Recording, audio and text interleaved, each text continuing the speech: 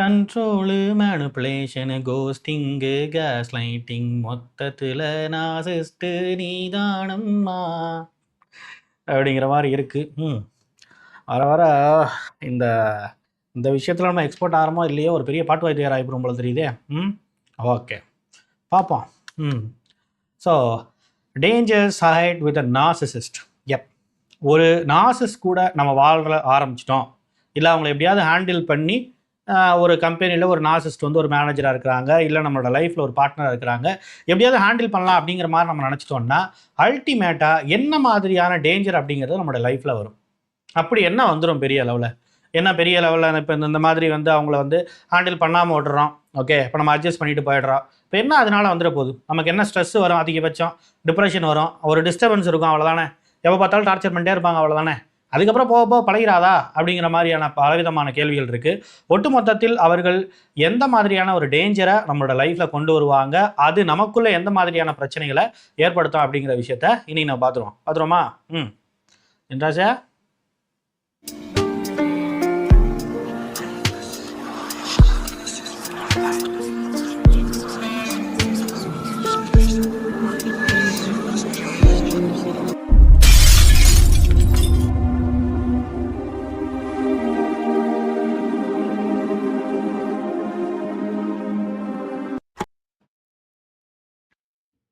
Welcome to the Human Expert Tamil. I am your Rajkumar Pandian, psychologist. Okay, the dangers hide with a narcissist. எந்த மாதிரி ஒரு டேஞ்சரை வந்து எதிர்பார்க்கலாம்? என்ன பெரிய அளவில் கண்ட்ரோல் பண்ணிட போகிறாங்க, மேனிபுலேட் பண்ண போகிறாங்க, அப்புறம் சில நேரங்களில் நடுவில் வந்து நம்ம கோச்சிக்கிட்டோம் லவ் பாமிங் பண்ணுவாங்க. இவ்வளவு தானே சிம்பிளான விஷயங்கள் தானே. இதுக்கு மேலே என்ன பெரிய அளவில் இருந்துட போகுது அப்படின்னு பார்த்தோம்னா, நாம் உண்மையிலேயே கவலைப்பட வேண்டிய, உண்மையிலேயே நம்ம பார்த்து பயப்பட வேண்டிய, உண்மையிலேயே நம்ம பார்த்து அப்படியே ஐயோன்னு பதற அளவுக்கான பலவிதமான விஷயங்களை நார்சிஸ்டுகள் செய்வார்கள். என்னென்ன அப்படிங்கிறத முக்கியமான 4 விஷயங்கள் இன்றைக்கி நம்ம பார்த்துலாம். Okay, what awaits you? நமக்காக என்ன மாதிரியான டேஞ்சர் காத்துக்கிட்டு இருக்கு அப்படின்னா, இந்த ஃபஸ்ட்டு விஷயம் நீங்கள் எதிர்பார்க்காத ஒரு விஷயம் என்னென்னா, இந்த செகண்ட் மேரேஜ் ரிஸ்க். ஒரு நார்சிஸ்ட் உங்களை பயங்கரமாக வெறுத்துக்கிட்டே இருக்காங்க. ஒரு கட்டத்தில் அவங்க பேசாமல் உங்களை விட்டுட்டு போய், ஏன்னா உங்களுக்கு வந்து டிவோர்ஸ் கொடுத்துட்டு நேராக போய் டிவோர்ஸ் நோட்டீஸ் அப்படி இப்படிலாம் அப்ளை பண்ணுறாங்கல்ல. ஸோ அப்படிலாம் அப்ளை பண்ண உடனே அவங்களும் ஓகே அப்படின்னு சொல்லிட்டு, இல்லை அவங்களே டிவோர்ஸ் அப்ளை பண்ணி ஒட்டு மொத்தமாக வந்து உங்களை விட்டுட்டு இன்னொரு மேரேஜ் பண்ணிக்குவாங்களா அப்படின்னா, அதுதான் நீங்கள் எதிர்பார்க்குற தப்பான விஷயம். அவர்கள் உங்களை விட்டுட்டு ஃபார்மலாக ஒரு டிவோர்ஸ் வாங்கிட்டு இன்னொரு மேரேஜை பண்ண மாட்டாங்க. நீங்கள் இருக்கும் போதே செகண்ட் மேரேஜ் பண்ணுறதுக்கு நிறைய விதமான வாய்ப்புகள் இருக்குது. ஒரு அஃபேர் ஓரியன்ட் விஷயங்கள் மாதிரி அப்படியே காட்டிக்கிட்டே வருவாங்க, நம்மளை இன்செக்யூராக ஃபீல் பண்ண வைக்கிறாங்க, அவ்வளோதானே. நம்ம இன்செக்யூர் ஃபீல் பண்ணுற மாதிரி நடிச்சுட்டு அவ்வளோதானே சரியாக பெறுமா அப்படின்னா, அது அதோட நிற்காது. இந்த இன்செக்யூரிட்டியை இன்னும் உங்களுக்குள்ளே அதிகப்படுத்தணும் அப்படிங்கிறதுக்காக அடுத்தடுத்த கட்டங்களில் கொண்டு போய் கடைசியாக ஒரு 2வது மேரேஜ் ரொம்ப ஃபார்மலாக, இப்போ ஒரு ஹிந்துவாக இருந்தாங்கன்னா ஹிந்து முறைப்படி, கிறிஸ்டினாக இருந்தால் கிறிஸ்டின் முறைப்படி, இந்த மாதிரி ரொம்ப ஃபார்மலாகவே வந்து ஒரு மேரேஜ் ஒரு 4-5 பேர்த்த வச்சு ஒரு மினிமம் க்ரௌடை வச்சு அவங்க பண்ணுறதுக்கு நிறைய விதமான வாய்ப்புகள் இருக்குது. This is what we can understand. This is what we need to focus on. Right, இந்த மாதிரியான ஒரு பெரிய ரிஸ்க் அப்படிங்கிறது ஒரு நார்சிஸ்ட் கூட சேர்ந்து வாழ்கிறதுல நமக்கு இருக்குது அப்படிங்கிறத நம்ம புரிஞ்சுக்கணும். இது மாதிரி நிறைய விதமான கேசஸில் வந்து நாம் வந்து டீல் பண்ணியிருக்கோம். Okay, and the financial drain spiral. ஒரு நார்சிஸ்ட் கூட வாழ்ந்துட்டு நமக்கு எதுவும் கொடுக்க மாட்டேங்கிறாங்க, ஃபினான்ஷியல் கண்ட்ரோல் எடுத்துக்கிறாங்க, ஏதோ ஒரு விஷயங்களை பண்ணுறாங்க, ஓகே அப்படின்னாலும் பரவாயில்ல. ஆனால் இவங்க என்ன பண்ண ஆரம்பிப்பாங்கன்னா, இது கொஞ்சம் கொஞ்சமாக போய் இது எங்கே போய் நம்ம இது நிற்கும் அப்படின்னு சொன்னால், ஃபினான்ஷியலி நாமளோ நம்மளுடைய ஃபேமிலியும் சேர்ந்து நம்மளுடைய ஃபியூச்சருக்கோ நம்மளுடைய குழந்தைங்களுக்கோ எந்த விதமான சேவிங்ஸும் இல்லாமல் கடைசியில் போய் நீங்கள் ஜீரோவில் நிற்க வேண்டிய அது கிடையாது. நீங்கள் நெகட்டிவாக ஒரு ஓவர் டெப்டில் போகிற அளவுக்கு, பேங்க்ரப்ட் ஆகிற அளவுக்கு வந்து உங்களுக்கு வந்து ஃபினான்ஷியல் ஓரியன்டான ஸ்ட்ரகிளை கொடுக்கறதுக்கு அவங்க வெயிட் பண்ணிகிட்டு இருப்பாங்க. அவங்களால அந்த ஃபினான்ஸ் விஷயத்தெல்லாம் வச்சுக்கிட்டு மேனேஜ் பண்ணிக்கிட்டு அப்படியே ரெஸ்பான்சிபிலிட்டி எடுத்துக்கிட்டுலாம் இருக்க முடியாது. அவங்க என்ன பண்ணுவாங்க, ஃபினான்ஸுங்கிறது கரண்ட் மாதிரி இல்லை. ஸோ அவங்க என்ன பண்ணுவாங்க, இந்த ஃபினான்ஸுங்கிற ஒரு விஷயங்கிறது இருந்தால் தானே நாளைக்கு அப்படி இப்படி நீ வந்து டிவோர்ஸ் போனேன்னு சொன்னால், ஒரு மேல் நார்சிசிஸ்டாக இருக்கிறாங்க என்ன யோசிப்பாங்க, அப்படி எப்படி நீ டிவோர்ஸ் போகிற அப்படின்னு சொன்னால் என்கிட்ட தான் இருந்தால் தானே, நான் எல்லாத்தையும் வித்துட்டா நீ என்ன பண்ணுவேன், உன்னை பயமுறுத்துறதுக்காகவே நான் வித்துட்டேன், எதுவுமே என்கிட்ட இல்லை, இப்போ நீ என்ன பண்ணுவேன்.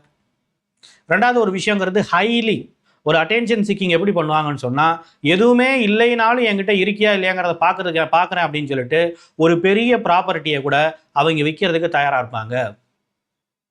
ஒரு ப்ராப்பர்ட்டியை கொண்டு வந்து பரம்பரையாக ஒரு ப்ராப்பர்ட்டி இருக்குன்னு வச்சுக்கலாமே, அதை கொண்டு வந்து காட்டி உனக்கு நான் வேணுமா அந்த ப்ராப்பர்ட்டி வேணுமா, உனக்கு இந்த ப்ராப்பர்ட்டி தான் வேணும் அப்படின்னு சொன்னால் ஓகே, நம்ம 2 பேரும் பிரிச்சுட்டு போயிடலாம். இல்லை நான் தான் வேணும்னு சொன்னால் இந்த ப்ராப்பர்ட்டியில் நீ கையெழுத்து போடு, நான் வித்தாகணும் அப்படின்னு இவங்க விற்கிறதுக்கு ரொம்ப மலிவான விலையில விற்று அது எவ்வளோ அமௌண்ட்டுன்னு சொல்ல மாட்டாங்க. அதை ஒட்டு மொத்தமாக எங்கே போய் அதை அழிப்பாங்கன்னு தெரியாது, அழித்து ஒட்டு மொத்தமாக அவங்கள ஜீரோ ஆக்கிறதுக்கு நிறைய வாய்ப்புகள் இருக்குது.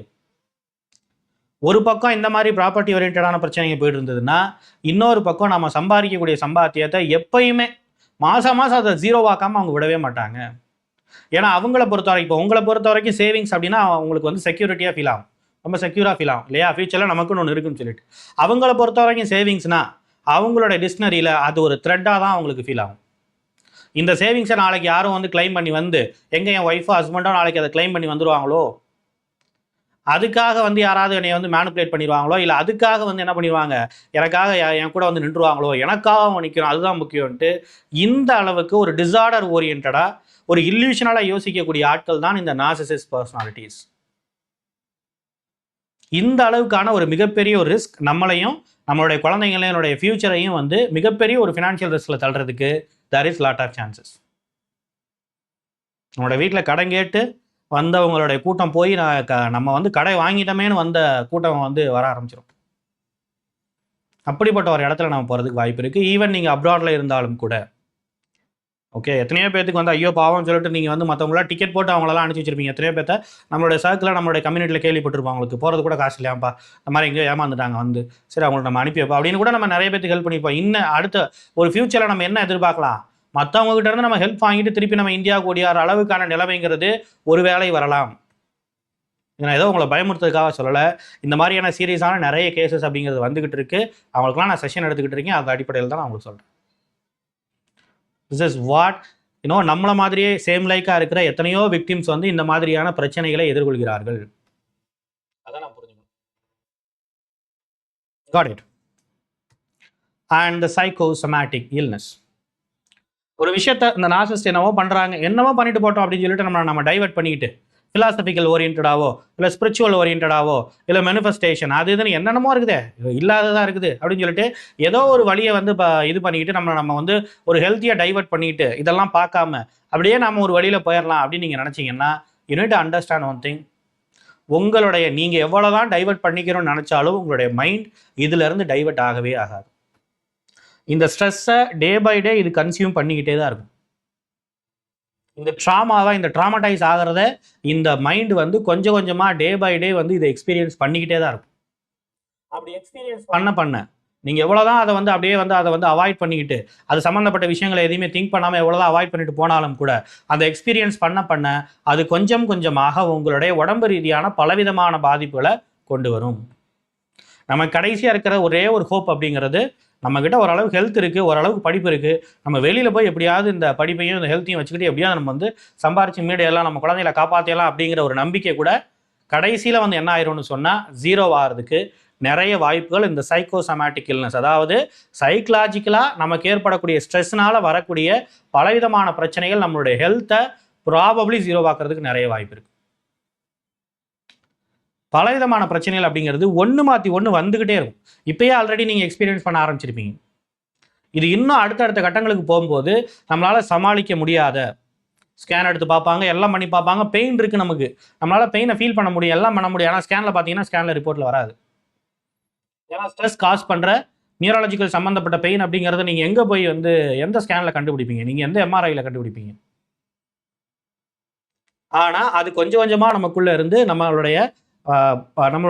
நமக்கு கொஞ்சம் கொஞ்சமாக வந்து பலவிதமான டிசீஸை வந்து அது கொடுக்கும். ஓகே, நம்மளுடைய ஆர்கன்ஸை கொஞ்சம் கொஞ்சமாக ஃபெயிலியர் ஆக்க வைக்கிறதுக்கு நிறைய விதமான வாய்ப்புகள் அப்படிங்கிறது இதில் இருக்குது. This is what we need to understand. Organ failures அப்படின்னா என்ன அர்த்தம்? அப்படியே வந்து ஒரு டவுன் த லைன் ஒரு 10 வருஷத்தில் பார்த்தீங்க அப்படின்னு சொன்னால் உங்களுடைய ஆர்கன் வந்து எந்த அளவுக்கு வந்து நல்லா ஆக்டிவாக வந்து ஒர்க் பண்ணிகிட்டு இருக்கோ, இந்த ஸ்ட்ரெஸ்ஸுனாலேயே பலவிதமான பாதிப்புகளுக்கு உங்களுடைய ஆர்கன்ஸ் அப்படிங்கிறது பாதிக்கப்படும்.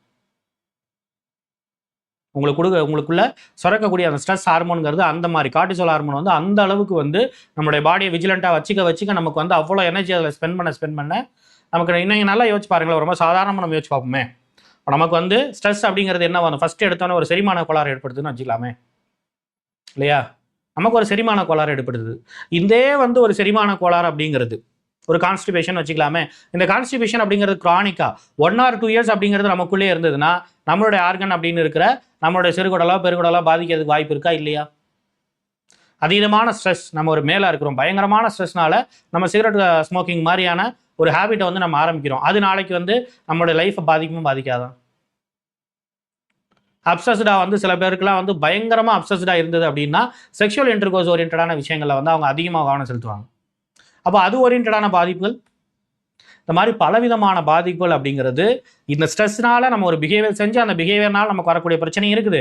இந்த ஸ்ட்ரெஸ் டைரெக்டாக நம்மளுடைய ஆர்கன்ஸை பாதித்து அது மூலமாக நம்மளுடைய உடம்புக்குள்ள நெகட்டிவான மாற்றங்களை ஏற்படுத்தி அது மூலமாக பிரச்சனை ஏற்படுறதுக்கும் வாய்ப்பு இருக்குது. This is what we need to understand about the psychosomatic illness. And the very important point, the property conflict stress. நான் ஏற்கனவே சொன்ன மாதிரி இந்த ப்ராப்பர்ட்டி ஓரியன்டான பிரச்சனைகள் அப்படிங்கிறது டே பை டே அப்படிங்கிறது அதிகமாகிட்டே இருக்கும். ஏன்னா இந்த ப்ராப்பர்ட்டி அப்படிங்கிறதா ஒரு நார்சிஸ்டுக்கு வந்து ஒரு பக்காவ கண்ணா இருக்கும். முக்கியமாக உங்களுடைய ப்ராப்பர்ட்டி, உங்கள் மேலே இருக்கக்கூடிய ப்ராப்பர்ட்டி, அவங்க மேலே கூடிய ப்ராப்பர்ட்டியும் எப்படி அழிக்கிறதுங்கிறதுக்கான பிளான்லாம் வந்து வச்சுருப்பாங்க. நான் ஏற்கனவே சொன்ன போல் ரெண்டாவது முக்கியமானது உங்கள் மேலே இருக்கக்கூடிய ப்ராப்பர்ட்டியை வந்து எப்படியாவது உங்களை த்ரெட்டன் பண்ணி அது ஓரியன்டாக வந்து பல விதமான பிரச்சனைகளை கிரியேட் பண்ணுவாங்க.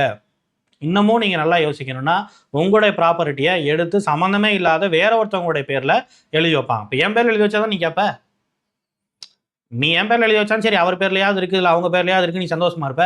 நான் வேற ஒருத்தவங்க பேரில் எழுதி வச்சா நீ என்ன பண்ணுவேன்? நான் எழுதி வைப்பேன், என்னோட அண்ணனுக்கோ தம்பிக்கோ என் தங்கச்சிக்கோ நான் யாருக்கும் எழுதி வைப்பேன். உன்னால் என்ன பண்ண முடியும்? இப்படின்னு எழுதி வச்சு நாளைக்கு அவங்க ஏமாற்றிட்டு போய் நாளைக்கு இவங்களும் நடு ரோட்டில் நின்று நாமளும் வந்து ஒரு பெரிய பிரச்சனையில் மாட்டிக்கிறதுக்கு there is lot of chances. So we should be careful about it, right? So என்ன பண்ண வேண்டியது இருக்கு? How to break this pattern? Inner conflict awareness. இது எந்த மாதிரி என்னுடைய உடம்புக்குள்ள எந்த மாதிரியான பிரச்சனைகளை ஏற்படுத்துது, இந்த மாதிரியான விஷயங்களை தெரிஞ்சுக்கிறேன். ஒன்று. ரெண்டாவது, இவ்வளவு தூரம் இது ரொம்ப டேஞ்சரான சுச்சுவேஷன். இப்போ நான் சொன்ன இந்த 4 சுச்சுவேஷனுமே ரொம்ப டேஞ்சரான சுச்சுவேஷன். இவ்வளவு டேஞ்சரான சுச்சுவேஷன் நம்ம கொண்டு வர்றதுக்கு பலவிதமான காரணங்கள் இருக்கு. அதுல ரொம்ப முக்கியமான காரணம் நாம கேரி பண்ணிக்கிட்டு இருக்கிற பேட்டர்ன். நம்ம சில நேரங்களில் அட்ஜஸ்ட் பண்ணி போவோம், சில நேரம் அப்சசிவாக நம்ம போய் வந்து அவங்கள வந்து என்ன பண்ணுவோம், அவங்களுக்கு தேவையான விஷயங்களை எல்லாத்தையும் செஞ்சு கொடுப்போம். சில நேரம் திடீர்னு நம்ம கோவம் வரும், உடனே அவங்க கூட சண்டை போட்டுக்கிட்டு இருப்போம். அப்புறம் ஒரு 1 வீக் நம்மளால் பேசாமல் இருக்க முடியாது, திருப்பி அவங்க கூட போய் பேச ஆரம்பிப்போம். இப்படியே இந்த அட்டாச்மெண்ட் ஓரியன்டாக நமக்குள்ளே இருக்கக்கூடிய பேட்டர்ன் அப்படிங்கிறது அவங்களுக்கு பலவிதமான அட்வான்டேஜை கொடுக்கும். அவங்களுக்கு என்ன கான்ஃபிடன்ஸ் கொடுக்கும்னா இவங்களை என்ன வேணாலும் செய்யலாம் அப்படிங்கிற ஒரு தைரியத்தை அவங்களுக்கு கொடுக்கும். ஸோ இந்த தைரியத்தை கொடுக்கறது யாருன்னு சொன்னால் நமக்குள்ள நமக்கே தெரியாமல் இருக்கிற அன்கான்சியஸாக இருக்கிற பேட்டர்ன் தான். ஸோ இந்த ஒரு விஷயங்களை பொறுத்த வரைக்கும் நமக்கு அவேர்னஸ் அப்படிங்கிறது which is very important thing. And ரெண்டாவது விஷயம் அப்படிங்கிறது ஃபியர் ரெஸ்பான்ஸ் கண்ட்ரோல். அவங்க ஃபியரை ஏற்படுத்தி அது மூலமாக அவங்களுக்கு தேவையான ரெஸ்பான்ஸை நம்ம மூலமாக வாங்கிக்கிறாங்கல்ல. என்னென்ன பயத்தெல்லாம் ஏற்படுத்துகிறாங்க, உன்னை விட்டு போயிடுவேன் அப்படின்னு. சரி போய் தொலை அப்படின்னாலும் பரவாயில்ல, நான் குழந்தை என்ன செய்வேன் தெரியுமா, நான் டிவோர்ஸ் விஷயத்தில் லீகலாக வந்து நான் என்ன செய்வேன் தெரியுமா, உங்களுடைய அம்மா அப்பாவை நான் என்ன செய்வேன் தெரியுமா, சம்மந்தமே இல்லாமல் உன்னுடைய பிரதரை நான் என்ன செய்வேன் தெரியுமா, உன் சிஸ்டர் என்ன செய்வேன் தெரியுமா, இப்படின்னு பலவிதமான விஷயங்களை மிரட்ட இந்த ஃபியருக்காக நம்ம ரெஸ்பாண்ட் பண்ணுறேங்கிற பேரில் அவங்களுக்கு தேவையான விஷயத்தை செய்ய நம்ம கிட்டத்தட்ட ஒரு சரண்டரிங் மென்டாலிட்டிக்கு போக இந்த அளவுக்கான பிரச்சனைகளை எல்லாம் நம்ம கொண்டு வந்து நிற்கும். அப்போ இந்த ஃபியரை ஹேண்டில் பண்ணுற விஷயங்களில் அவங்களுக்கு ஏற்ற மாதிரியே நம்ம ஹேண்டில் பண்ணி எண்ட் ஆஃப் த டே நம்ம மேனுப்புலேட் ஆகிடுறோம்.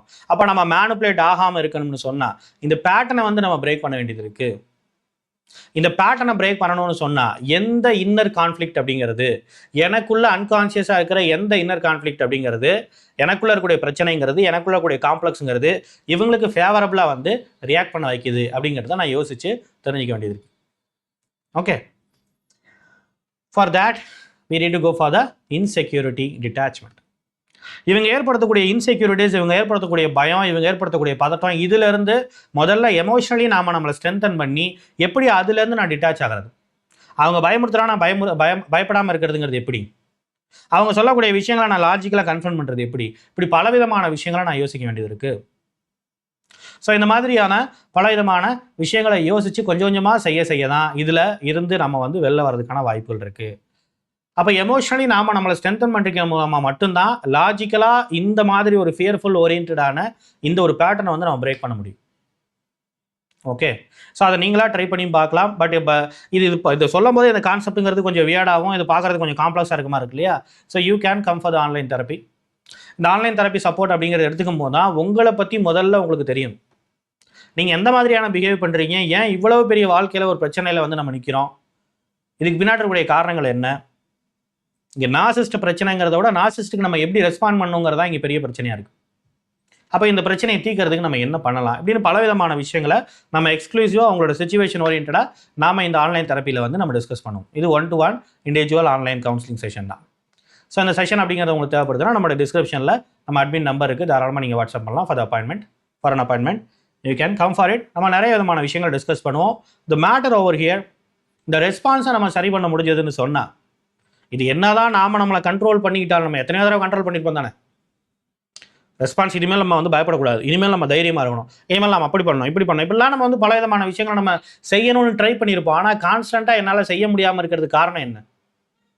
நமக்குள்ளே இருக்கக்கூடிய இந்த அட்டாச்மெண்ட்டுங்கிறது ஏன் வந்து இந்த ஒரு விஷயத்தில் கன்சிஸ்டன்சியை கொடுக்க விட மாட்டேங்குது, ஏன் இதை பிரேக் ஆகுது?